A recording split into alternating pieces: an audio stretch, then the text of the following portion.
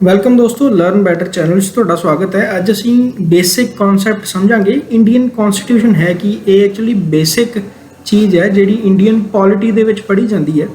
ਸੋ Indian polity ਦਾ ਜਿਹੜਾ base ਹੈਗਾ ਉਹ ਇੰਡੀਅਨ ਕਨਸਟੀਟਿਊਸ਼ਨ ਹੈ। ਇੰਡੀਅਨ ਪੋਲਿਟੀ ਕਿੱਦਾਂ ਚੱਲਦੀ ਹੈ, ਪੋਲਿਟਿਕਸ ਕਿੱਦਾਂ ਚੱਲਦੀ ਹੈ, ਉਹ ਇੰਡੀਅਨ ਕਨਸਟੀਟਿਊਸ਼ਨ ਦਾ ਪਾਰਟ ਹੈ। ਸੋ ਬਹੁਤ ਸਾਰੇ ਜਿਹੜੇ ਕੁਐਸਚਨ ਆਉਂਦੇ ਨੇ ਇੰਡੀਅਨ ਪੋਲਿਟੀ ਦੇ ਵਿੱਚੋਂ ਉਹ ਹੁੰਦੇ ਨੇ ਇੰਡੀਅਨ ਕਨਸਟੀਟਿਊਸ਼ਨ ਦੇ। ਸੋ ਮੇਜਰ ਅਸੀਂ ਅੱਜ ਜਿਹੜੇ ਆ ਬੇਸ ਦੇਖਾਂਗੇ ਕਿ ਇੰਡੀਅਨ ਕਨਸਟੀਟਿਊਸ਼ਨ ਹੈ ਕੀ ਆ ਤੇ ਇਹਦੇ ਵਿੱਚੋਂ ਕਿਵੇਂ ਦੇ ਕੁਐਸਚਨ ਬਣ ਸਕਦੇ ਨੇ। ਸੋ ਇੰਡੀਅਨ ਕਨਸਟੀਟਿਊਸ਼ਨ ਦਾ ਜਿਹੜਾ ਆਪਣਾ ਕਨਸੈਪਟ ਆ ਇਹ ਅਸੀਂ ਨੈਕਸਟ ਵੀਡੀਓ ਦੇ ਵਿੱਚ ਦੇਖਾਂਗੇ ਕਿ ਇੰਡੀਅਨ ਕਨਸਟੀਟਿਊਸ਼ਨ ਕੀ ਹੈ। ਇਹ ਅਸੀਂ ਪਹਿਲਾਂ ਵੀ ਲੈਕਚਰ ਦੇ ਵਿੱਚ ਪੜ੍ਹਿਆ ਹੈ ਕਿ ਪ੍ਰੀਐਮਬਲ ਕੀ ਹੁੰਦਾ, ਜਿਹੜੇ ਫੰਡਾਮੈਂਟਲ ਰਾਈਟਸ ਕੀ ਹੁੰਦੇ ਨੇ, ਫੰਡਾਮੈਂਟਲ ਡਿਊਟੀਜ਼ ਕੀ ਹੁੰਦੀਆਂ ਨੇ। ਸੋ ਉਹ ਵੀ ਇਹਦਾ ਹੀ ਇੱਕ ਪਾਰਟ ਆ। ਸੋ ਇਹ ਆਪਾਂ ਡਿਟੇਲ ਦੇ ਵਿੱਚ ਕਿਸੇ ਨੈਕਸਟ ਵੀਡੀਓ ਦੇ ਵਿੱਚ ਦੇਖਾਂਗੇ। ਅੱਜ ਅਸੀਂ ਬੇਸਿਕ ਗੱਲ ਕਰਾਂਗੇ ਕਿ ਇੱਕ ਜਿਹੜਾ ਕਨਸਟੀਟਿਊਸ਼ਨ ਹੈ ਉਹ ਕੀ ਹੈ। ਬੇਸਿਕਲੀ ਕਨਸਟੀਟਿਊਸ਼ਨ ਇੱਕ ਬੁੱਕ ਹੈ ਜਿਹੜੀ ਤੁਸੀਂ ਰਾਈਟ ਸਾਈਡ ਤੇ ਦੇਖ ਰਹੇ ਹੋ। ਸੋ ਇੰਡੀਅਨ ਕਨਸਟੀਟਿਊਸ਼ਨ ਦੇ ਕਈ ਵਾਰੀ ਪੁੱਛ ਲੈਂਦੇ ਨੇ ਕਿ ਇਹ ਬੁੱਕ ਜਿਹੜੇ ਇਹਦੇ ਫਾਦਰ ਕੌਣ ਨੇ। ਸੋ ਜ਼ਿਆਦਾਤਰ B.R. ਅੰਬੇਦਕਰ ਦੀ ਜਿਹੜੀ ਸਟੈਚੂ ਬਣੇ ਹੁੰਦੇ ਨੇ ਉਹਨਾਂ ਦੇ ਵਿੱਚ ਉਹਨਾਂ ਨੇ ਇੰਡੀਅਨ ਕਨਸਟੀਟਿਊਸ਼ਨ ਦੀ ਬੁੱਕ ਫੜੀ ਹੁੰਦੀ ਹੈ। ਸੋ ਇਹਦਾ ਮਤਲਬ ਇਹ ਨਹੀਂ ਹੈ ਕਿ ਸਾਰੀ ਬੁੱਕ ਜਿਹੜੀ ਆ B.R. ਅੰਬੇਦਕਰ ਨੇ ਲਿਖੀ ਹੈ। B.R. ਅੰਬੇਦਕਰ ਇੱਕ ਚੇਅਰਮੈਨ ਸੀਗੇ, ਜਿਹੜੀ ਕੰਪਾਈਲ ਕਮੇਟੀ ਸੀ ਉਹਦੇ ਚੇਅਰਮੈਨ ਸੀ ਜਿਨ੍ਹਾਂ ਨੇ ਇਹ ਕੰਪਾਈਲ ਕੀਤੇ ਨੇ ਸਾਰੇ ਰੂਲ। ਸੋ ਇਸ ਕਰਕੇ ਵੀ ਉਹਨਾਂ ਨੂੰ ਕਈ ਵਾਰੀ ਕਹਿ ਦਿੰਦੇ ਨੇ ਕਿ ਇੰਡੀਅਨ ਕਨਸਟੀਟਿਊਸ਼ਨ ਦੇ ਜਿਹੜੇ ਫਾਦਰ ਨੇ ਉਹ ਕੌਣ ਨੇ। ਸੋ ਇਸ ਕਰਕੇ B.R. ਅੰਬੇਦਕਰ ਦਾ ਵੀ ਨਾਮ ਜਿਹੜਾ ਆ ਇੰਡੀਅਨ ਕਨਸਟੀਟਿਊਸ਼ਨ ਦੇ ਨਾਲ ਕਾਫੀ ਜ਼ਿਆਦਾ ਜੁੜਿਆ ਹੋਇਆ, ਕਿਉਂਕਿ ਉਹਨਾਂ ਨੇ ਜਿਹੜੇ ਸਾਰੇ ਡਿਸਕਸ਼ਨ ਸੀ, ਸਾਰੇ ਰੂਲ ਸੀ ਜਿਹੜੇ ਹਰੇਕ ਕੰਟਰੀ ਦੇ ਕਨਸਟੀਟਿਊਸ਼ਨ ਦੇ ਵਿੱਚੋਂ ਅਸੀਂ ਅਡਾਪਟ ਕੀਤੇ ਨੇ, ਉਹਨਾਂ ਨੂੰ ਸਾਰੀ ਚੀਜ਼ਾਂ ਨੂੰ ਕੰਪਾਈਲ ਕਰਕੇ ਇੱਕ ਇੰਡੀਅਨ ਕਨਸਟੀਟਿਊਸ਼ਨ ਦਿੱਤਾ ਹੈ। ਸੋ ਇੰਡੀਅਨ ਕਨਸਟੀਟਿਊਸ਼ਨ ਬਾਰੇ ਜਿਹੜੇ ਡਿਟੇਲ ਦੇ ਵਿੱਚ ਅਸੀਂ ਜਿਹੜਾ ਬਾਅਦ ਦੇ ਵਿੱਚ ਦੇਖਾਂਗੇ। ਪਹਿਲਾਂ ਅਸੀਂ ਇਹ ਦੇਖਾਂਗੇ ਇਹਦਾ ਸਟਰਕਚਰ ਕੀ ਹੈ, ਇਹਦੇ ਸਟਰਕਚਰ ਦੇ ਵਿੱਚੋਂ ਜਿਹੜੇ ਕੁਐਸਚਨ ਬਣਦੇ ਨੇ ਉਹ ਕਿਵੇਂ ਦੇ ਬਣ ਸਕਦੇ ਨੇ, ਜਾਂ ਇੰਡੀਅਨ ਕਨਸਟੀਟਿਊਸ਼ਨ ਦੇ ਵਿੱਚੋਂ ਕੁਐਸਚਨ ਜਿਹੜੇ ਨੇ ਕਿਵੇਂ ਦੇ ਬਣ ਸਕਦੇ ਨੇ। ਸੋ ਇਹਦੇ ਵਾਸਤੇ ਜਿਹੜੀ ਅਸੀਂ ਇੰਡੀਅਨ ਕਨਸਟੀਟਿਊਸ਼ਨ ਦੀ ਬੁੱਕ ਆ ਉਹ ਅਸੀਂ ਦੇਖਾਂਗੇ। ਸੋ ਇਹ ਸਾਡਾ ਹੈਗਾ ਇੰਡੀਅਨ ਕਨਸਟੀਟਿਊਸ਼ਨ ਆਫ ਇੰਡੀਆ।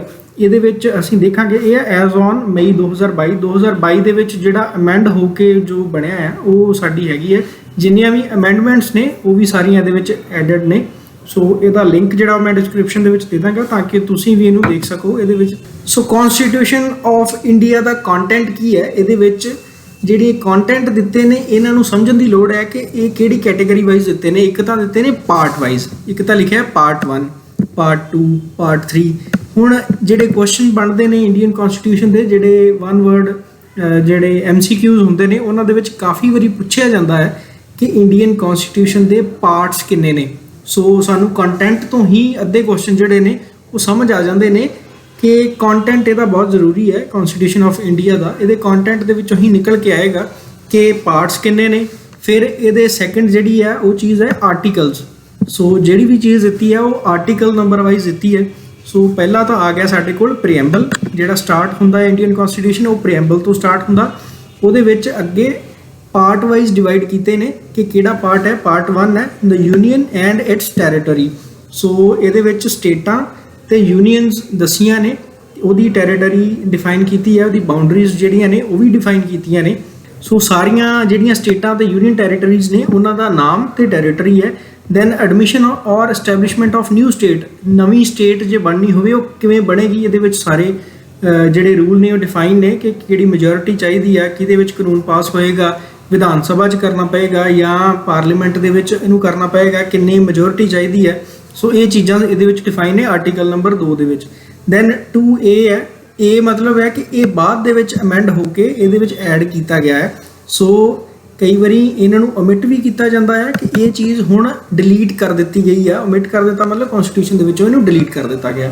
ਸੋ ਇਹ 2A ਹੈ। ਇਸੇ ਤਰ੍ਹਾਂ ਹੀ 3 ਨੰਬਰ ਹੈ formation of new state and alteration of area. ਜੇ ਕਿਸੇ ਸਟੇਟ ਦਾ ਏਰੀਆ ਵਧਾਉਣਾ ਘਟਾਉਣਾ ਹੋਵੇ, ਜਿਵੇਂ ਪੰਜਾਬ ਦੀ, ਚੰਡੀਗੜ੍ਹ ਦੀ ਤੇ ਹਰਿਆਣੇ ਦੀ ਜਿਹੜੀ ਆ ਡਿਸਕਸ਼ਨ ਹੈ, ਲੜਾਈ ਜਿਹੜੀ ਆ ਚੱਲਦੀ ਰਹਿੰਦੀ ਹੈ ਕਿ ਹਰਿਆਣੇ ਨੂੰ ਕੁਝ ਪਿੰਡ ਇੱਧਰੋਂ ਦੇ ਦਿਓ ਅਬੋਹਰ ਫਾਜ਼ਿਲਕਾ ਵੱਲੋਂ ਤੇ ਚੰਡੀਗੜ੍ਹ ਪੰਜਾਬ ਨੂੰ ਦਿੱਤਾ ਜਾਏਗਾ। ਸੋ ਇਦਾਂ ਦੀਆਂ ਚੀਜ਼ਾਂ ਕਿਵੇਂ ਇਹਨਾਂ ਦਾ ਕਾਨੂੰਨ ਬਣਨਾ ਹੈ ਇਹ ਇਹਦੇ ਵਿੱਚ ਫਾਰਮੂਲੇਟ ਕੀਤੀਆਂ ਗਈਆਂ ਨੇ ਕਨਸਟੀਟਿਊਸ਼ਨ ਆਫ ਇੰਡੀਆ ਦੇ ਵਿੱਚ ਕਿ ਇਹਦਾ ਕਾਨੂੰਨ ਕੀ ਹੈ, ਕੌਣ ਇਹਨੂੰ ਪਾਸ ਕਰੇਗਾ, ਕਿੰਨੀ ਮੈਜੋਰਿਟੀ ਚਾਹੀਦੀ ਹੈ, MP ਕਰਨਗੇ, MLA ਕਰਨਗੇ। ਸੋ ਇਹ ਸਾਰੀਆਂ ਚੀਜ਼ਾਂ ਇਹਦੇ ਵਿੱਚ ਦਿੱਤੀਆਂ ਗਈਆਂ ਨੇ। ਸੋ ਹੁਣ ਇਹਦੇ ਬਾਅਦ ਕੀ ਹੈ, ਤੀਜੀ ਚੀਜ਼ ਕੀ ਇੱਕ ਆਪਾਂ ਦੇਖ ਲਿਆ ਪ੍ਰੀਐਮਬਲ ਹੈ, ਪਾਰਟਸ ਦੇਖ ਲਏ ਕਿ ਪਾਰਟ ਨੇ। ਫਿਰ ਕੀ ਹੈ ਆਰਟੀਕਲਸ ਹੁੰਦੇ ਨੇ, ਇੱਕ ਹੋਰ ਚੀਜ਼ ਹੁੰਦੀ ਚੌਥੀ, ਉਹ ਹੁੰਦੀ ਹੈ ਸ਼ਡਿਊਲਸ। ਸੋ ਸ਼ਡਿਊਲਸ ਵੀ ਜਿਹੜੇ ਨੇ ਉਹ ਵੀ ਕੰਟੈਂਟ ਦੇ ਵਿੱਚ ਅਸੀਂ ਦੇਖਾਂਗੇ ਕਿੰਨੇ ਸ਼ਡਿਊਲ ਨੇ, ਕਿੰਨੇ ਪਾਰਟਸ ਨੇ, ਕਿੰਨੇ ਆਰਟੀਕਲਸ ਨੇ। ਸੋ ਇਹ ਅਪਡੇਟਡ ਵਰਜ਼ਨ ਹੈ ਕਨਸਟੀਟਿਊਸ਼ਨ ਆਫ ਇੰਡੀਆ ਦਾ। ਸੋ ਇਹਦੇ ਵਿੱਚ ਅਸੀਂ ਦੇਖਾਂਗੇ ਪਾਰਟ 1 ਹੈ, ਪਾਰਟ 2 ਆ ਗਿਆ ਸਿਟੀਜ਼ਨਸ਼ਿਪ, ਇੰਡੀਆ ਦੀ ਸਿਟੀਜ਼ਨਸ਼ਿਪ ਬਾਰੇ ਜਿਹੜੀਆਂ ਸਾਰੀਆਂ ਗੱਲਾਂ ਨੇ। ਸੋ ਸਿਟੀਜ਼ਨਸ਼ਿਪ ਦੇ ਜਿਹੜੇ ਬੇਸਿਕ ਰਾਈਟਸ ਨੇ ਉਹ ਨੇ, ਮਾਈਗ੍ਰੇਟ ਹੋਏ ਨੇ ਜਿਹੜੇ ਉਹਨਾਂ ਨੂੰ ਸਿਟੀਜ਼ਨਸ਼ਿਪ ਮਿਲੇਗੀ। ਇਹਦੇ ਬਾਅਦ ਆ ਪਾਰਟ ਨੰਬਰ 3, ਉਹ ਹੈ ਫੰਡਾਮੈਂਟਲ ਰਾਈਟਸ। ਸੋ ਇਹ ਫੰਡਾਮੈਂਟਲ ਰਾਈਟਸ ਦਾ ਅਸੀਂ ਇੱਕ ਚੈਪਟਰ ਜਿਹੜਾ ਵੀਡੀਓ ਹੈ ਆਲਰੇਡੀ ਅਸੀਂ ਦੇਖੀ ਹੋਈ ਹੈ। ਸੋ ਇਹਦੇ ਵਿੱਚ ਜਿਹੜੇ ਰਾਈਟਸ ਨੇ ਆਉਂਦੇ ਨੇ right to equality, freedom, right against exploitation, right to freedom of religion, cultural and educational rights, ਤੇ ਸਭ ਤੋਂ ਇੰਪੋਰਟੈਂਟ ਜਿਹੜਾ ਆ ਉਹ ਹੈ right to constitutional remedies. So ਇਹ ਜਿਹੜੀਆਂ ਰਾਈਟਸ ਵਗੈਰਾ ਨੇ ਇਹ ਇਹਦੇ ਵਿੱਚ ਆ ਜਾਂਦੀਆਂ ਨੇ। ਉਹਦੇ ਬਾਅਦ ਹੈ ਪਾਰਟ ਨੰਬਰ 4, ਇਹ ਹੈ directive principals of state policy, ਕਿ ਸਟੇਟ ਦੀ ਕੀ ਜ਼ਿੰਮੇਵਾਰੀ ਹੈ। ਇਹਦੇ ਬਾਅਦ ਨੇ ਫੰਡਾਮੈਂਟਲ ਡਿਊਟੀਜ਼, ਇਹਦੇ ਵਿੱਚ ਸਿਟੀਜ਼ਨਸ ਦੀਆਂ ਡਿਊਟੀਜ਼ ਨੇ। ਇਹ ਪਾਰਟ ਜਿਹੜਾ ਹੈ ਬਾਅਦ ਦੇ ਵਿੱਚ ਐਡ ਕੀਤਾ ਗਿਆ ਹੈ, ਇਸੇ ਕਰਕੇ ਪਾਰਟ 4A ਆ ਗਿਆ। ਦੈਨ ਪਾਰਟ 5 ਹੈ ਦ ਯੂਨੀਅਨ, ਯੂਨੀਅਨ ਦੇ ਵਿੱਚ ਆਉਂਦਾ ਹੈ ਸੈਂਟਰ ਗਵਰਨਮੈਂਟ। ਸੋ ਇਹਦੇ ਵਿੱਚ ਹੈ ਪ੍ਰੈਜ਼ੀਡੈਂਟ ਤੇ ਵਾਈਸ ਪ੍ਰੈਜ਼ੀਡੈਂਟ ਬਾਰੇ ਦੱਸਿਆ ਗਿਆ। ਪ੍ਰੈਜ਼ੀਡੈਂਟ ਦੀਆਂ ਪਾਵਰਸ ਕਿਹੜੀਆਂ ਨੇ, ਇਲੈਕਸ਼ਨ ਪ੍ਰੈਜ਼ੀਡੈਂਟ ਦੀ ਕਿਵੇਂ ਹੋਣੀ ਹੈ, ਸੋ ਕਿੰਨੀ ਟਰਮ ਹੋਏਗੀ ਪ੍ਰੈਜ਼ੀਡੈਂਟ ਦੀ, ਰੀ ਇਲੈਕਸ਼ਨ ਹੋ ਸਕਦੀ ਹੈ ਜਾਂ ਨਹੀਂ ਹੋ ਸਕਦੀ, ਓਥ ਜਿਹੜੀ ਹੈ ਜਿਹੜੀ ਸਹੁੰ ਚੁੱਕਣੀ ਹੈ ਉਹਦੇ ਵਿੱਚ ਕਿਹੜਾ ਕੰਟੈਂਟ ਹੋਏਗਾ, ਵਾਈਸ ਪ੍ਰੈਜ਼ੀਡੈਂਟ ਕੀ ਹੈ, ਵਾਈਸ ਪ੍ਰੈਜ਼ੀਡੈਂਟ ਦੀ ਇਲੈਕਸ਼ਨ ਕਿਵੇਂ ਹੋਣੀ ਹੈ, ਵਾਈਸ ਪ੍ਰੈਜ਼ੀਡੈਂਟ ਕੌਣ ਹੋ ਸਕਦਾ, ਐਲੀਜੀਬਿਲਿਟੀ ਕੀ ਹੈ, ਟਾਈਮ ਜਿਹੜਾ ਹੈ ਕਿੰਨਾ ਚਿਰ ਹੋਲਡ ਕਰ ਸਕਦੇ ਨੇ। ਐਕਸ ਅਫੀਸ਼ੀਅਲ ਚੇਅਰਮੈਨ ਵੀ ਹੁੰਦੇ ਨੇ, ਉਹ ਕਾਉਂਸਲ ਆਫ ਸਟੇਟਸ ਦੇ ਮਤਲਬ ਰਾਜ ਸਭਾ ਦੇ ਐਕਸ ਅਫੀਸ਼ੀਅਲ ਚੇਅਰਮੈਨ ਵੀ ਹੁੰਦੇ ਨੇ। ਸੋ ਇਸੇ ਤਰ੍ਹਾਂ ਹੀ ਟਰਮ ਆ ਗਈ, ਇਲੈਕਸ਼ਨ ਆ ਗਈ ਤੇ ਪਾਵਰਸ ਆ ਗਈਆਂ। ਕਾਉਂਸਲ ਆਫ ਮਿਨਿਸਟਰ ਨੇ, ਕਾਉਂਸਲ ਆਫ ਮਿਨਿਸਟਰ ਦੇ ਵਿੱਚ ਆ ਜਾਂਦੇ ਨੇ ਜਿੰਨੇ ਹੀ ਕੈਬਨਿਟ ਮਿਨਿਸਟਰ ਨੇ ਸੈਂਟਰਲ ਗਵਰਨਮੈਂਟ ਦੇ, ਸੋ ਉਹ ਆ ਜਾਂਦੇ ਨੇ। Then attorney general of India ਆ ਗਏ ਜਿਹੜੇ ਕਿ ਲੀਗਲ ਇੰਡੀਅਨ ਅਫੇਅਰਸ ਦੇਖਦੇ ਨੇ। Then conduct of government business ਹੈ, ਇਹਦੇ ਵਿੱਚ ਦੱਸਿਆ ਹੋਏਗਾ ਡਿਊਟੀਜ਼ ਕੀ ਹੋਣਗੀਆਂ। ਤੇ ਦੈਨ ਆ ਪਾਰਲੀਮੈਂਟ, ਪਾਰਲੀਮੈਂਟ ਦੇ ਵਿੱਚ ਕਾਨੂੰਨ ਕਿਵੇਂ ਬਣਨੇ ਨੇ, ਉਹਨਾਂ ਦਾ ਹਾਊਸ ਕਿਵੇਂ ਲੱਗਣੇ ਨੇ, ਹਾਊਸ ਆਫ ਪੀਪਲ ਕੀ ਹੈ, ਲੋਕ ਸਭਾ, ਕਾਉਂਸਲ ਆਫ ਸਟੇਟਸ ਕੀ ਹੈ, ਰਾਜ ਸਭਾ, ਹਾਊਸ ਆਫ ਪੀਪਲ ਕੀ ਹੈ, ਲੋਕ ਸਭਾ। ਸੋ ਇਹਨਾਂ ਦੀ ਕੰਪੋਜੀਸ਼ਨ, ਕਿੰਨੇ ਮੈਂਬਰ ਇਹਦੇ ਵਿੱਚ ਹੋ ਸਕਦੇ ਨੇ। ਸੋ ਇਹ ਸਾਰੀਆਂ ਚੀਜ਼ਾਂ ਇਹਦੇ ਵਿੱਚ ਲਿਖੀਆਂ ਨੇ। ਸੈਸ਼ਨ ਕਦੋਂ ਬੁਲਾਇਆ ਜਾਣਾ ਹੈ, ਸੈਸ਼ਨ ਬਾਰੇ ਸਪੈਸ਼ਲ ਐਡਰੈਸ ਬਾਈ ਪ੍ਰੈਜ਼ੀਡੈਂਟ ਹੋਏਗਾ, ਸੈਸ਼ਨ ਕਿਵੇਂ ਲੱਗਦੇ ਨੇ ਪਾਰਲੀਮੈਂਟ ਦੇ, ਇਹਨਾਂ ਸਾਰੀਆਂ ਚੀਜ਼ਾਂ ਦੀ ਜਾਣਕਾਰੀ ਇਹਦੇ ਵਿੱਚ ਦਿੱਤੀ ਹੈ। ਦੈਨ ਆਫੀਸਰਸ ਆਫ ਪਾਰਲੀਮੈਂਟ, ਕਿਹੜੇ ਕਿਹੜੇ ਆਫੀਸਰਸ ਹੁੰਦੇ ਨੇ ਪਾਰਲੀਮੈਂਟ ਦੇ ਵਿੱਚ, ਜਿਵੇਂ ਸਪੀਕਰ ਹੈ, ਚੇਅਰਮੈਨ ਹੈ ਰਾਜ ਸਭਾ ਦੇ, ਡਿਪਟੀ ਚੇਅਰਮੈਨ ਹੈ, ਡਿਪਟੀ ਸਪੀਕਰ ਹੈ। ਦੈਨ ਉਹਨਾਂ ਦੇ ਰਿਜ਼ਾਈਨ ਕਰਨ ਤੇ ਕੌਣ ਉਹਨਾਂ ਦੀ ਜ਼ਿੰਮੇਵਾਰੀ ਲਏਗਾ। ਸੋ ਇਹ ਸਾਰੀਆਂ ਚੀਜ਼ਾਂ ਇਹਦੇ ਵਿੱਚ ਦਿੱਤੀਆਂ ਨੇ। ਕੰਡਕਟ ਆਫ ਬਿਜ਼ਨਸ ਹੈ, ਇਹਦੇ ਵਿੱਚ ਸਹੁੰ ਚੁੱਕ ਹੁੰਦੀ ਹੈ। ਦੈਨ ਵੋਟਿੰਗ ਹੁੰਦੀ ਹੈ, ਕੁਛ ਬਿਲਸ ਦੇ ਉੱਤੇ ਜਿਹੜੀ ਆ ਵੌਇਸ ਵੋਟ ਹੁੰਦੀ ਹੈ, ਕੁਛ ਦੇ ਉੱਪਰ ਜਿਹੜੀ ਆ ਵੋਟ ਲਈ ਜਾਂਦੀ ਹੈ। ਸੋ ਉਹ ਸਾਰੀਆਂ ਚੀਜ਼ਾਂ ਇਹਦੇ ਵਿੱਚ ਦਿੱਤੀਆਂ ਨੇ। ਡਿਸਕੁਆਲੀਫਿਕੇਸ਼ਨ ਆਫ ਮੈਂਬਰ ਕੀ ਹੈ, ਇਹਦੇ ਵਿੱਚ ਸਪੀਕਰ ਕਿਸੇ ਨੂੰ ਵੀ ਹਾਊਸ ਚੋਂ ਬਾਹਰ ਕੱਢ ਸਕਦਾ ਹੈ ਜਾਂ ਉਹਨੂੰ ਕਿੰਨੇ ਦਿਨ ਵਾਸਤੇ ਸਸਪੈਂਡ ਕੀਤਾ ਜਾ ਸਕਦਾ ਹੈ। ਸੋ ਇਹ ਸਾਰੇ ਰੂਲ ਇਹਦੇ ਵਿੱਚ ਦਿੱਤੇ ਨੇ। ਉਹਦੇ ਬਾਅਦ ਹੈ privileges and powers, immunities of members of parliament. So MPs ਨੂੰ ਕਿਹੜੀ ਇਮਿਊਨਿਟੀਜ਼ ਹੈ, ਉਹਨਾਂ ਦੀ ਸੈਲਰੀਜ਼ ਕੀ ਹੋਏਗੀ। ਦੈਨ ਲੈਜਿਸਲੇਟਿਵ ਪ੍ਰੋਸੀਜਰ ਹੈ, ਇਹਦੇ ਵਿੱਚ ਕਿ ਬਿੱਲ ਕਿਵੇਂ ਪਾਸ, ਜਿਹੜੇ ਬਿੱਲ ਨੇ ਉਹ ਕਿਵੇਂ ਪੇਸ਼ ਕੀਤੇ ਜਾਂਦੇ ਨੇ, ਕਿਵੇਂ ਪਾਸ ਕੀਤੇ ਜਾਂਦੇ ਨੇ, ਕਿਵੇਂ ਉਹਨਾਂ ਤੇ ਬਹਿਸ ਹੁੰਦੀ ਹੈ। ਸੋ ਕਿਹੜੇ ਮਨੀ ਬਿੱਲ ਹੁੰਦੇ ਨੇ, ਕਿਹੜੇ ਜਿਹੜੇ ਨਾਰਮਲ ਬਿੱਲ ਹੁੰਦੇ ਨੇ, ਅਸੈਂਟ ਟੂ ਬਿੱਲ ਕੀ ਹੁੰਦਾ। ਇਹਦੇ ਵਿੱਚ ਇਹ ਵੀ ਆਉਂਦਾ ਹੈ ਕਿ ਰਾਜ ਸਭਾ ਦੇ ਕੋਲ ਫਾਈਨੈਂਸ਼ੀਅਲ ਮੈਟਰਸ ਦੀਆਂ ਜਿਹੜੀਆਂ ਪਾਵਰਸ ਨੇ ਉਹ ਜ਼ਿਆਦਾ ਹੁੰਦੀਆਂ ਨੇ। ਮਨੀ ਬਿੱਲ ਜਿਹੜੇ ਨੇ ਉਹ ਰਾਜ ਸਭਾ ਦੇ ਵਿੱਚ ਹੀ ਪੇਸ਼ ਕੀਤੇ ਜਾਂਦੇ ਨੇ। ਸੋ ਜਿਹੜੀਆਂ ਪਾਵਰਸ ਨੇ ਪ੍ਰੈਜ਼ੀਡੈਂਟ ਦੀਆਂ। ਦੈਨ ਯੂਨੀਅਨ ਜੁਡੀਸ਼ਰੀ, ਇਹਦੇ ਵਿੱਚ ਸੁਪਰੀਮ ਕੋਰਟ ਆ ਜਾਂਦਾ ਹੈ, ਅਪੈਕਸ ਕੋਰਟ ਆ ਜਾਂਦਾ ਹੈ। ਉਹਦੇ ਨਾਲ ਹੀ ਜੱਜਸ ਦੀਆਂ ਜਿਹੜੀਆਂ ਇਹਦੇ ਵਿੱਚ ਗਿਣਤੀਆਂ ਨੇ ਉਹ ਵੀ ਆ ਜਾਂਦੀਆਂ ਨੇ ਕਿ ਚੀਫ ਜਸਟਿਸ ਹੋਏਗਾ, ਦੈਨ ਕਿੰਨੇ ਜੱਜਸ ਹੋਣਗੇ ਸੁਪਰੀਮ ਕੋਰਟ ਦੇ ਵਿੱਚ, ਕਿੰਨੀ ਸੈਲਰੀ ਹੋਏਗੀ, ਕਿੰਨੀ ਟਰਮ ਹੋਏਗੀ, ਉਹਨਾਂ ਦੀ ਕੀ ਕੁਆਲੀਫਿਕੇਸ਼ਨ, ਕੀ ਉਹਨਾਂ ਦੀ ਜਿਹੜੀ ਐਲੀਜੀਬਿਲਿਟੀ ਹੋਏਗੀ। ਸੋ ਇਹ ਸਾਰੀਆਂ ਚੀਜ਼ਾਂ ਉਹਦੇ ਵਿੱਚ ਆ ਜਾਂਦੀਆਂ ਨੇ। Then controller and auditor general, ਜਿਹੜੇ ਕੈਗ ਜਿਹਨੂੰ ਅਸੀਂ ਕਹਿੰਦੇ ਜਿਹੜੇ ਆਡਿਟ ਕਰਦੇ ਨੇ, ਉਹਦੇ ਵਿੱਚ ਕੀ ਕੀ ਆਉਂਦਾ ਹੈ। ਸੋ ਕੈਗ ਦੀਆਂ ਜਿਹੜੀਆਂ ਡਿਊਟੀਜ਼ ਨੇ ਉਹ ਕੀ ਨੇ, ਆਡਿਟ ਰਿਪੋਰਟ ਕੀ ਹੁੰਦੀਆਂ ਨੇ, ਉਹ ਆ ਜਾਂਦੀਆਂ ਨੇ। ਦੈਨ ਪਾਰਟ ਨੰਬਰ 6 ਹੈ ਦ ਸਟੇਟਸ।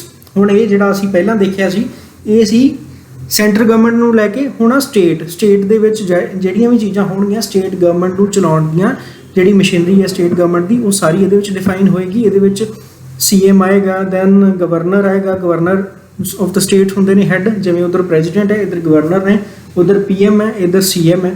ਸੋ ਉਹ ਸਾਰੀਆਂ ਪਾਵਰ ਦਿੱਤੀਆਂ ਹੋਣਗੀਆਂ। ਕਾਉਂਸਲ ਆਫ ਮਿਨਿਸਟਰਸ ਹੈ, ਇਹਦੇ ਵਿੱਚ MLAs ਹੁੰਦੇ ਨੇ, ਮੈਂਬਰ ਆਫ ਲੈਜਿਸਲੇਟਿਵ ਅਸੈਂਬਲੀ ਹੈ। ਕਈ ਸਟੇਟ ਦੇ ਵਿੱਚ ਮੈਂਬਰ ਆਫ ਲੈਜਿਸਲੇਟਿਵ ਕਾਉਂਸਲ ਵੀ ਹੁੰਦੇ ਨੇ, MLCs ਜਿਹਨੂੰ ਕਹਿੰਦੇ ਆ। ਸੋ ਇਹ ਜਿਹੜੀਆਂ ਸਟੇਟ ਲੈਜਿਸਲੇਚਰ ਦੀਆਂ ਜਿਹੜੀਆਂ ਪਾਵਰਸ ਨੇ ਤੇ ਰੂਲ ਨੇ ਇਹਦੇ ਵਿੱਚ ਉਹ ਡਿਫਾਈਨ ਕੀਤੇ ਨੇ।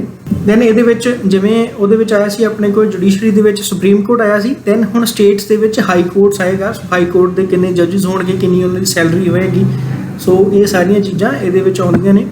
ਉਹਦੇ ਬਾਅਦ ਹੈ ਸਬਆਰਡੀਨੇਟ ਕੋਰਟਸ। ਸਬਆਰਡੀਨੇਟਸ ਕੋਰਟ ਕੀ ਨੇ, ਜਿਹੜੇ ਸਾਡੇ ਸੈਸ਼ਨ ਕੋਰਟ ਹੈ, ਡਿਸਟ੍ਰਿਕਟ ਕੋਰਟ ਨੇ, ਉਹ ਇਹਦੇ ਵਿੱਚ ਆ ਜਾਂਦੇ ਨੇ। ਫਿਰ ਆ ਗਿਆ ਸਾਡੇ ਕੋਲ ਯੂਨੀਅਨ ਟੈਰੀਟਰੀਜ਼। ਯੂਨੀਅਨ ਟੈਰੀਟਰੀਜ਼ ਦੀਆਂ ਪਾਵਰਸ ਜਿਹੜੀਆਂ ਨੇ ਉਹ ਕਿਹਨੂੰ ਅਲੋਟਡ ਨੇ, ਉਹਦੇ ਵਿੱਚ ਸਾਰਾ ਕੁਝ ਡਿਫਾਈਨ ਹੁੰਦਾ ਹੈ ਕਿ ਲੈਫਟੀਨੈਂਟ ਗਵਰਨਰ ਹੋਏਗਾ ਜਾਂ ਨਾਰਮਲ ਗਵਰਨਰ ਹੋਏਗਾ, ਜਾਂ ਕਈ ਜਿਹੜੇ ਹੈਗੇ ਨੇ ਸਾਡੇ ਕੋਲ ਯੂਨੀਅਨ ਟੈਰੀਟਰੀ ਜਿਵੇਂ ਦਿੱਲੀ ਹੈ ਉਹਨਾਂ ਦੇ ਵਿੱਚ CM ਵੀ ਹੁੰਦਾ। ਸੋ ਇਹ ਚੀਜ਼ਾਂ ਜਿਹੜੀਆਂ ਨੇ ਇਹਦੇ ਵਿੱਚ ਡਿਫਾਈਨਡ ਹੈ, special provision with respect to Delhi. So ਸਾਰੀਆਂ ਜਿਹੜੀਆਂ ਯੂਨੀਅਨ ਟੈਰੀਟਰੀਜ਼ ਨੇ ਉਹਨਾਂ ਦੇ ਨਾਲ ਸਪੈਸ਼ਲ ਜਿਹੜੀ ਪ੍ਰੋਵੀਜ਼ਨ ਹੈ ਉਹ ਦੱਸੀ ਗਈ ਇਹਦੇ ਵਿੱਚ। 9 ਹੈ ਸਾਡੇ ਕੋਲ ਪੰਚਾਇਤਸ। ਸੋ ਪੰਚਾਇਤਸ ਜਿਹੜੀਆਂ ਨੇ ਇਹਦੇ ਵਿੱਚ ਡਿਫਾਈਨ ਕੀਤੀਆਂ ਜਾਂਦੀਆਂ ਨੇ ਕਿ ਗ੍ਰਾਮ ਸਭਾ ਕੀ ਹੈ, ਪੰਚਾਇਤ ਕਿਵੇਂ ਚੁਣੀ ਜਾਏਗੀ, ਪੰਚਾਇਤ ਦੀਆਂ ਜਿਹੜੀਆਂ ਪਾਵਰਸ ਨੇ ਉਹ ਕਿੰਨੀਆਂ ਹੁੰਦੀਆਂ ਨੇ। ਸੋ 9A ਦੇ ਵਿੱਚ ਆ ਜਾਂਦਾ ਹੈ ਮਿਊਨਿਸਪੈਲਿਟੀਜ਼। ਇਹਦੇ ਵਿੱਚ ਮਿਊਨਿਸਪੈਲਿਟੀਜ਼ ਕੀ ਹੈ ਕਿ ਜਿਹੜੇ ਅਰਬਨ ਏਰੀਆਜ਼ ਨੇ, ਪਿੰਡਾਂ ਦੇ ਵਿੱਚ ਜਿਹੜੇ ਰੂਰਲ ਏਰੀਆਜ਼ ਨੇ ਉਹ ਪੰਚਾਇਤ ਹੁੰਦੀਆਂ ਨੇ। ਮਿਊਨਿਸਪੈਲਿਟੀ ਦੇ ਵਿੱਚ ਮਿਊਨਿਸਪਲ ਕਮੇਟੀਜ਼ ਹੁੰਦੀਆਂ ਨੇ ਜਾਂ ਵਾਰਡ ਕਮੇਟੀਆਂ ਹੁੰਦੀਆਂ ਨੇ। ਸੋ ਉਹਦੇ ਵਿੱਚ ਰਿਜ਼ਰਵੇਸ਼ਨ ਕਿੰਨੀ ਹੈ ਜਾਂ ਕਿਵੇਂ ਉਹਨਾਂ ਦੀ ਇਲੈਕਸ਼ਨ ਹੋਣੀ ਹੈ, ਉਹ ਸਾਰੀਆਂ ਚੀਜ਼ਾਂ ਇਹਦੇ ਵਿੱਚ ਆ ਜਾਂਦੀਆਂ ਨੇ। ਪਾਰਟ 9B ਦੇ ਵਿੱਚ ਕੋਆਪਰੇਟਿਵ ਸੁਸਾਇਟੀਜ਼ ਆ ਜਾਂਦੀਆਂ ਨੇ। ਦੈਨ ਪਾਰਟ 10 ਦੇ ਵਿੱਚ ਸ਼ਡਿਊਲਡ ਐਂਡ ਟ੍ਰਾਈਬਲ ਏਰੀਆ ਆ ਜਾਂਦਾ ਹੈ ਕਿ ਉਹਨਾਂ ਨੂੰ ਕਿਵੇਂ ਡਿਫਾਈਨ ਕੀਤਾ, ਕੀ ਉਹਨਾਂ ਵਾਸਤੇ ਪ੍ਰੋਵੀਜ਼ਨਸ ਰੱਖੀ ਗਈ ਹੈ। ਦੈਨ ਪਾਰਟ 11 ਦੇ ਵਿੱਚ ਆਉਂਦਾ ਹੈ relation between union and the states. So ਇਹ ਕਾਫੀ ਇੰਪੋਰਟੈਂਟ ਹੈ। ਜਿਵੇਂ ਅਸੀਂ ਦੇਖਦੇ ਹਾਂ ਕਿ ਟਸਲ ਚੱਲਦੀ ਰਹਿੰਦੀ ਹੈ ਕਿ ਸਟੇਟ ਨੇ ਕੋਈ ਫੈਸਲਾ ਲੈ ਲਿਆ ਤੇ ਉਹਨੂੰ ਸੈਂਟਰ ਅਪਰੂਵ ਨਹੀਂ ਕਰਦਾ। ਜੇਕਰ ਕੋਈ ਕਾਨੂੰਨ ਸੈਂਟਰ ਲੈ ਕੇ ਆਉਂਦਾ ਹੈ ਤੇ ਕਈ ਵਾਰੀ ਸਟੇਟ ਉਹਨੂੰ ਜਿਹੜਾ ਹੈ ਡਿਸਪਿਊਟ ਕਰਕੇ ਬਹਿ ਜਾਂਦਾ ਹੈ। ਜਿਵੇਂ ਪਿੱਛੇ ਜੇ ਫਾਰਮਰਸ ਵਾਲਾ ਇਨਸੀਡੈਂਸ ਹੋਇਆ ਸੀ। ਸੋ ਫਾਰਮਰਸ ਦਾ ਜਿਹੜਾ ਕਾਨੂੰਨ ਸੀ, ਜਿਹੜੇ ਖੇਤੀ ਵਾਲੇ ਕਾਨੂੰਨ ਸੀ, ਉਹਦੀਆਂ ਪਾਵਰਸ ਵੀ ਇਹਦੇ ਵਿੱਚੋਂ ਹੀ ਆਉਂਦੀਆਂ ਨੇ। ਇਹਦੇ ਵਿੱਚ ਲਿਸਟਾਂ ਆਉਂਦੀਆਂ ਨੇ ਸਾਡੇ ਕੋਲ ਕਿ ਪਾਵਰ ਦੀ ਡਿਸਟ੍ਰੀਬਿਊਸ਼ਨ ਕਿਵੇਂ ਹੈ ਕਨਸਟੀਟਿਊਸ਼ਨ ਦੇ ਵਿੱਚ। ਇਹਦੇ ਵਿੱਚ ਸਬਜੈਕਟ ਮੈਟਰ ਆਉਂਦੇ ਨੇ। ਸਬਜੈਕਟ ਮੈਟਰ ਦੇ ਵਿੱਚ ਕੀ ਹੈ ਕਿ ਸੈਂਟਰਲ ਲਿਸਟ ਹੁੰਦੀ ਹੈ ਜਿਹਦੇ ਕਾਨੂੰਨ ਸੈਂਟਰ ਬਣਾ ਸਕਦਾ ਹੈ। ਦੈਨ ਸਟੇਟ ਲਿਸਟ ਹੁੰਦੀ ਹੈ ਜਿਹਦੇ ਉੱਪਰ ਕਾਨੂੰਨ ਸਟੇਟ ਬਣਾ ਸਕਦਾ ਹੈ। ਇੱਕ ਸਾਡੇ ਕੋਲ ਕੰਕਰੈਂਟ ਲਿਸਟ ਹੁੰਦੀ ਹੈ, ਉਹਦੇ ਵਿੱਚ ਕੁਝ ਮੈਟਰਸ ਦੇ ਉੱਪਰ ਜਿਹੜੇ ਕਾਨੂੰਨ ਆ ਉਹ ਸਟੇਟ ਬਣਾਉਂਦਾ ਹੈ। ਕੁਝ ਮੈਟਰਸ ਦੇ ਉੱਪਰ ਜਿਹੜੇ 2 ਜਾਂ 3 ਸਟੇਟਾਂ ਰਲ ਕੇ ਸੈਂਟਰ ਨੂੰ ਵੀ ਕਹਿ ਸਕਦੇ ਕਿ ਇਸ ਦੇ ਉੱਪਰ ਕਾਨੂੰਨ ਜਿਹੜਾ ਤੁਸੀਂ ਬਣਾਓ। Special provision with respect to goods and service tax, ਇਹ ਬਾਅਦ ਦੇ ਵਿੱਚ ਐਡ ਹੋਇਆ 246A। ਇਹ GST ਵਾਲੀ ਅਮੈਂਡਮੈਂਟ ਹੈ। ਉਹਦੇ ਬਾਅਦ ਡਿਸਪਿਊਟ ਹੈ, ਪਾਣੀਆਂ ਦੇ ਜਿਹੜੇ ਡਿਸਪਿਊਟ ਹੈ, ਸੋ ਜਿਵੇਂ SYL ਹੈ ਡਿਸਪਿਊਟਸ ਹੈ, ਵੀ ਵਾਟਰ ਦਾ ਡਿਸਪਿਊਟ ਹੈ। ਸੋ ਇਹਦੇ ਵਾਸਤੇ ਐਡਜੂਡੀਕੇਸ਼ਨ ਹੁੰਦੀ ਹੈ, ਮਤਲਬ ਕਿ ਸੈਂਟਰ ਜਿਹੜੀ ਹੈ ਉਹ ਇੱਕ ਕਮੇਟੀ ਬਣਾਉਂਦੇ ਆ ਜਾਂ ਜਿਹਨੂੰ ਅਸੀਂ ਟ੍ਰਿਬਿਊਨਲ ਕਹਿੰਦੇ ਆ। ਟ੍ਰਿਬਿਊਨਲ ਬਣਾਏ ਜਾਂਦੇ ਨੇ ਕਿ ਇਹ ਡਿਸਪਿਊਟ ਜਿਹੜੇ ਨੇ ਰਿਜ਼ੋਲਵ ਕੀਤੇ ਜਾਣ। ਸੋ ਕੋਆਰਡੀਨੇਸ਼ਨ ਆ ਬਿਟਵੀਨ ਦ ਸਟੇਟਸ, ਕਿਵੇਂ ਸਟੇਟਸ ਦੇ ਵਿੱਚ ਜਿਹੜੀ ਆ ਉਹ ਕੋਆਰਡੀਨੇਸ਼ਨ ਹੋ ਸਕਦੀ ਹੈ। ਉਹਦੇ ਬਾਅਦ ਹੈ part number 12 finance, property, contracts, suits etcetera. So ਇਹ ਜਿਹੜੇ ਫਾਈਨਾਂਸ ਦੇ ਨਾਲ ਰਿਲੇਟਡ ਮੈਟਰਸ ਨੇ ਉਹ ਇਹਦੇ ਵਿੱਚ ਰੱਖੇ ਗਏ ਨੇ। ਟੈਕਸਿਸ ਕਿਵੇਂ ਹੋਣਗੇ, ਟੈਕਸਿਸ ਕਿੱਥੇ ਜਮ੍ਹਾਂ ਹੋਣਗੇ, ਸੋ ਗ੍ਰਾਂਟਸ ਕਿਵੇਂ ਦੇਣੀਆਂ ਨੇ, ਮਿਸਲੇਨੀਅਸ ਫਾਈਨੈਂਸ਼ੀਅਲ ਪ੍ਰੋਵੀਜ਼ਨਸ ਹੁੰਦੀਆਂ ਨੇ। ਇਹਦੇ ਵਿੱਚ ਬੋਰਿੰਗਸ ਹੁੰਦੀਆਂ ਨੇ, ਸਟੇਟਾਂ ਜਿਹੜੀਆਂ ਨੇ ਸੈਂਟਰ ਕੋਲੋਂ ਪੈਸੇ ਬੋਰੋ ਕਰ ਸਕਦੀਆਂ ਨੇ, ਉਧਾਰ ਲੈ ਸਕਦੀਆਂ ਨੇ। ਉਹਦੇ ਬਾਅਦ ਹੈ part number 13 trade, commerce, intercourse. So ਇਹਦੇ ਵਿੱਚ ਕੀ ਹੈ ਕਿ ਜੇਕਰ ਇੰਟਰ ਟ੍ਰੇਡ ਹੋਣੀ ਹੈ, ਸੋ ਇੱਕ ਜਗ੍ਹਾ ਤੇ ਕੋਈ ਫੈਕਟਰੀ ਲੱਗੀ ਹੈ, ਉਹ ਦੂਜੀ ਜਗ੍ਹਾ ਤੇ ਟ੍ਰੇਡ ਕਰਦੇ ਆ। ਸੋ ਉਹ ਚੀਜ਼ਾਂ ਦੀਆਂ ਪਾਵਰਸ ਦਿੱਤੀਆਂ ਗਈਆਂ ਨੇ। Then service under the union and the states. So ਇਹਦੇ ਵਿੱਚ IAS, PCS, IPS, ਸੋ ਇਹ ਜਿਹੜੀਆਂ ਸਰਵਿਸਿਜ਼ ਨੇ ਉਹ ਇਹਦੇ ਅੰਡਰ ਆਉਂਦੀਆਂ ਨੇ। ਸੋ ਆਲ ਇੰਡੀਆ ਸਰਵਿਸਿਜ਼ ਹੈ, IAS ਹੈ। ਸੋ ਇਹਦੇ ਨਾਲ ਹੀ ਪੁਲਿਸ ਸਰਵਿਸਿਜ਼ ਵੀ ਹੁੰਦੀਆਂ ਨੇ। ਪਬਲਿਕ ਸਰਵਿਸ ਕਮਿਸ਼ਨ ਕੀ ਹੁੰਦਾ ਹੈ, ਇਹਦੇ ਵਿੱਚ ਹੀ ਆਉਂਦਾ ਹੈ ਕਿ ਕੌਣ ਇਹਦੀ ਰਿਕਰੂਟਮੈਂਟ ਕਰੇਗਾ। ਦੈਨ ਸਾਡੇ ਕੋਲ ਹੈਗਾ ਹੈ ਪਾਰਟ 14A ਟ੍ਰਿਬਿਊਨਲਸ। ਸੋ ਐਡਮਿਨਿਸਟ੍ਰੇਟਿਵ ਟ੍ਰਿਬਿਊਨਲਸ ਕਿਹੜੇ ਹੁੰਦੇ ਨੇ, ਟ੍ਰਿਬਿਊਨਲਸ ਅਦਰ ਮੈਟਰਸ ਦੇ ਕਿਹੜੇ ਹੁੰਦੇ ਨੇ। ਸੋ ਇਹ ਸਾਰੀਆਂ ਚੀਜ਼ਾਂ ਇਹਦੇ ਵਿੱਚ ਆਉਂਦੀਆਂ ਨੇ। ਦੈਨ ਪਾਰਟ 15 ਹੈ ਸਾਡੇ ਕੋਲ ਇਲੈਕਸ਼ਨਸ ਕਿਵੇਂ ਹੋਣੀਆਂ ਨੇ, special provision to certain classes. So ਇਹਦੇ ਵਿੱਚ ਰਿਜ਼ਰਵੇਸ਼ਨ ਹੈ SCs ਨੂੰ। ਸੋ ਐਂਗਲੋ ਇੰਡੀਅਨਸ ਵਾਲੀ ਤਾਂ ਹੁਣ ਖਤਮ ਕਰ ਦਿੱਤੀ ਹੈ। ਸੋ ਇਹਦੇ ਵਿੱਚ ਸਾਰੀਆਂ ਰਿਜ਼ਰਵੇਸ਼ਨਸ ਬਾਰੇ ਦਿੱਤਾ ਹੋਇਆ ਕਿ ਕਿਹੜੀ ਕਲਾਸਿਸ ਨੂੰ ਰਿਜ਼ਰਵੇਸ਼ਨ ਕਿੰਨੀ ਮਿਲੇਗੀ। ਸੋ ਉਹਦੇ ਬਾਅਦ ਸਾਡੇ ਕੋਲ ਪਾਰਟ ਨੰਬਰ 17 ਓਫੀਸ਼ੀਅਲ ਲੈਂਗੁਏਜਸ। ਸੋ ਹੁਣ ਇੱਕ ਅਫੀਸ਼ੀਅਲ ਲੈਂਗੁਏਜਸ ਵੀ ਹੋਣਗੀਆਂ। ਸੋ ਉਹ ਇਹਦੇ ਵਿੱਚ ਡਿਫਾਈਨ ਨੇ ਕਿ ਓਫੀਸ਼ੀਅਲ ਲੈਂਗੁਏਜਸ ਕਿੱਥੇ ਕਿਹੜੀਆਂ ਡਿਫਾਈਨ ਨੇ। ਦੈਨ ਐਮਰਜੈਂਸੀ ਪ੍ਰੋਵੀਜ਼ਨ ਹੈ। ਸੋ ਐਮਰਜੈਂਸੀ ਜਿਵੇਂ ਲੱਗਦੀ ਹੈ ਜਿਹਨੂੰ ਅਸੀਂ ਰਾਸ਼ਟਰਪਤੀ ਰਾਜ ਕਹਿੰਦੇ ਆ ਜਾਂ ਗਵਰਨਰੀ ਰਾਜ ਕਹਿੰਦੇ ਆ, ਉਹ ਇਹਦੇ ਵਿੱਚ ਪ੍ਰੋਵੀਜ਼ਨ ਨੇ ਕਿ ਕੌਣ ਲਾ ਸਕਦਾ ਹੈ, ਪ੍ਰੋਕਲੇਮ ਕੌਣ ਕਰੇਗਾ ਤੇ ਉਹ ਜਿਹੜੀ ਆ ਉਹ ਚੱਕੀ ਕਿਵੇਂ ਜਾਏਗੀ ਪ੍ਰੋਵੀਜ਼ਨ। ਸੋ ਉਹਦੇ ਬਾਰੇ ਆ। ਐਮਰਜੈਂਸੀ, ਫਾਈਨੈਂਸ਼ੀਅਲ ਐਮਰਜੈਂਸੀ ਵੀ ਲੱਗਦੀ ਹੈ। ਸੋ ਉਹ ਵੀ ਚੀਜ਼ਾਂ ਹੈਗੀਆਂ ਨੇ ਇਹਦੇ ਵਿੱਚ। ਸਸਪੈਂਸ਼ਨ ਕਿਵੇਂ ਹੋਏਗੀ ਐਮਰਜੈਂਸੀ ਦੀ।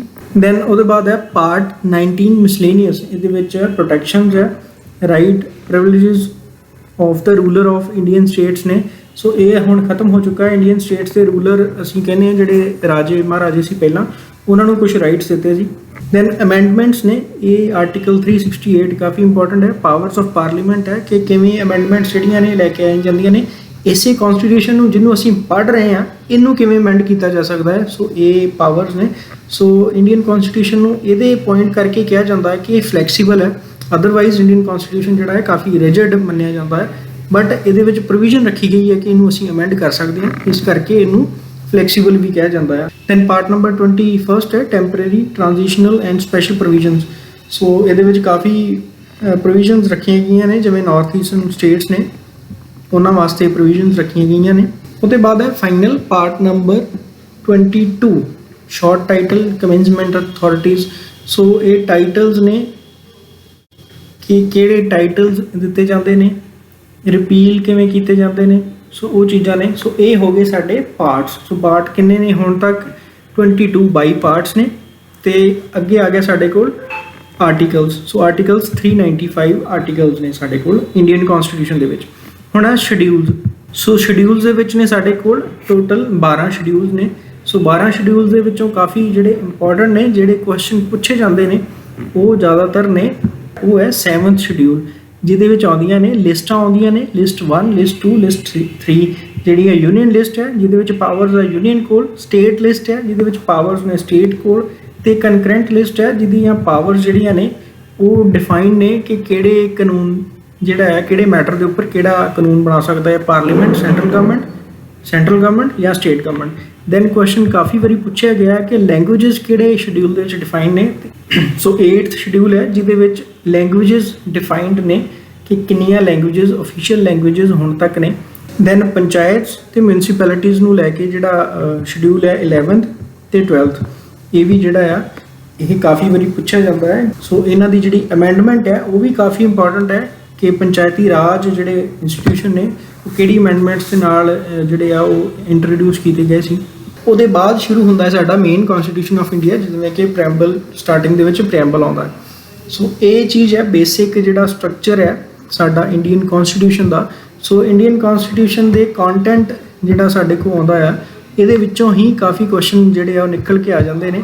ਜੇ ਸਾਨੂੰ ਕਨਸਟੀਟਿਊਸ਼ਨ ਅਸੀਂ ਇੱਕ ਵਾਰੀ ਨਜ਼ਰ ਮਾਰ ਲਈਏ ਤਾਂ ਕਾਫੀ ਚੀਜ਼ਾਂ ਸਾਡੀਆਂ ਇੰਡੀਅਨ ਕਨਸਟੀਟਿਊਸ਼ਨ ਦੀਆਂ ਇਹਦੇ ਵਿੱਚੋਂ ਹੀ ਕੰਟੈਂਟ ਦੇ ਵਿੱਚੋਂ ਹੀ ਕਲੀਅਰ ਹੋ ਜਾਂਦੀਆਂ ਨੇ ਕਿ ਇਹਦੇ ਵਿੱਚ ਲਿਖਿਆ ਕੀ ਹੈ ਬੇਸਿਕਲੀ। ਸੋ ਇਹ ਅਸੀਂ ਅੱਜ ਸਟਰਕਚਰ ਦੇਖਿਆ ਇੰਡੀਅਨ ਕਨਸਟੀਟਿਊਸ਼ਨ ਦਾ। ਇਹਦੇ ਬਾਰੇ ਡਿਟੇਲ ਦੇ ਵਿੱਚ ਜਿਹੜੀ ਆ ਉਹ ਹੌਲੀ ਹੌਲੀ ਅਸੀਂ ਆਉਣ ਵਾਲੀਆਂ ਵੀਡੀਓਜ਼ ਦੇ ਵਿੱਚ ਜਾਣਕਾਰੀ ਲਵਾਂਗੇ। ਸੋ ਇਹਦੇ ਵਿੱਚ ਜਿਹੜੀਆਂ ਵੀ ਤੁਹਾਡੀਆਂ ਕੋਈ ਸੁਜੈਸ਼ਨਸ ਹੋਣਗੀਆਂ ਤੁਸੀਂ ਕਮੈਂਟ ਕਰਕੇ ਦੱਸ ਸਕਦੇ ਹੋ। So thank you very much.